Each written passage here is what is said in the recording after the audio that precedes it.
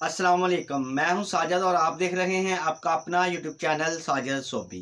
जैसा कि आपको पता है कि मैं काज, ओवरलॉक, पिको, कढ़ाई सिलाई और इनकी मशीनों के मतलब वीडियो अपलोड करता रहता हूं।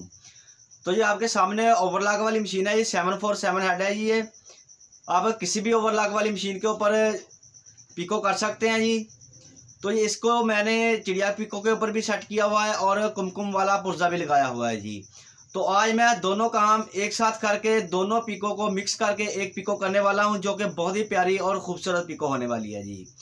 कुमकुम पिको का जो पुर्जा है वो भी चलेगा और साथ में चिड़िया पिको भी होगी, और सिर्फ 3 थ्रेड के साथ मैं ये वाली पिको करूँगा। और कुमकुम पुर्जे के साथ चिड़िया पिको का बना हुआ डिज़ाइन माशाल्लाह बहुत ही प्यारा और खूबसूरत लगने वाला है जी।